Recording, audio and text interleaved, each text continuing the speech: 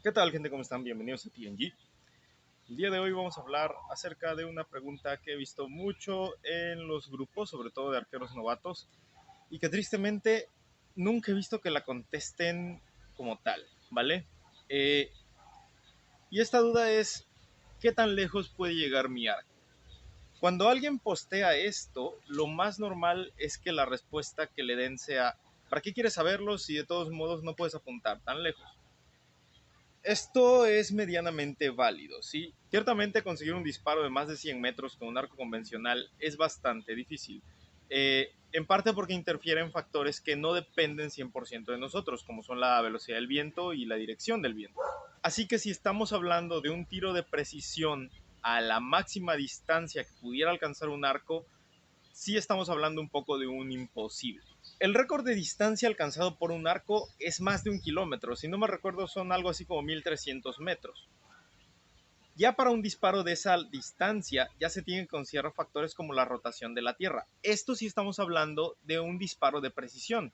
Pero si simplemente queremos teorizar un poco con la máxima distancia que pudiéramos alcanzar, la cosa se simplifica mucho. La trayectoria de una flecha describe algo llamado trayectoria parabólica, y la trayectoria parabólica se puede representar en una gráfica con un eje X y un eje Y, siendo el eje Y el que representa la altura y el eje X el que representa la distancia.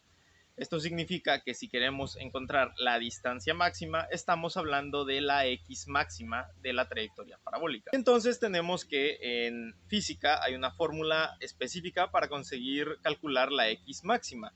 Y esta es la velocidad inicial al cuadrado por el seno de 2 veces el ángulo de disparo entre la constante gravitatoria del planeta.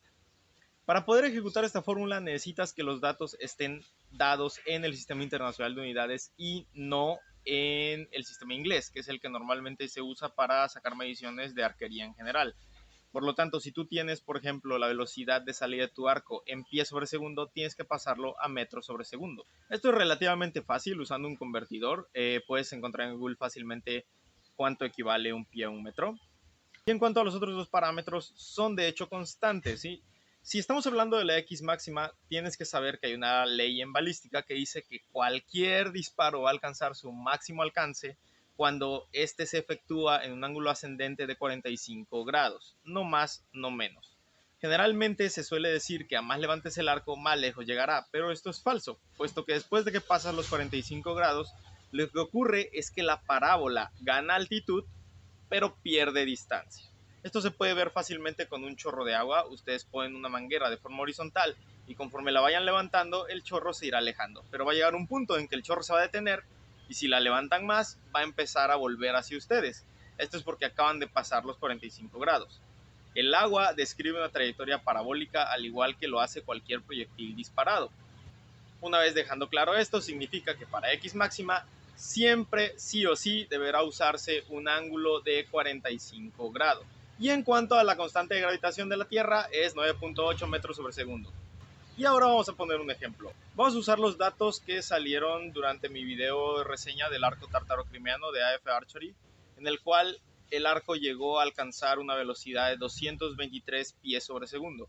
Como ya les dije, tenemos que pasar esta cantidad a metros sobre segundo. Haciendo la conversión, 223 pies sobre segundo equivalen a 67.9 metros sobre segundo. Entonces vamos a usar este dato. Con los valores de la fórmula sustituidos debería quedar algo así, dando por resultado que ese arco con esa flecha puede alcanzar una distancia máxima de 420 metros.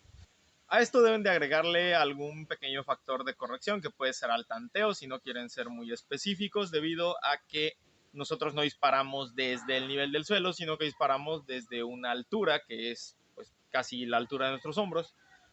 Pero consideremos que los blancos también suelen estar normalmente a la altura de nuestros hombros, entonces el cálculo va a ser más o menos exacto. Otros factores pueden llegar a afectar, como el hecho de que no eres perfecto y no disparas siempre a 45 grados, la velocidad del viento, alguna otra cosilla más podría afectar la distancia que pudieras alcanzar, pero en condiciones ideales más o menos sería un cálculo aproximado. Digamos que en este caso mi rango sería más o menos alrededor de 400 metros.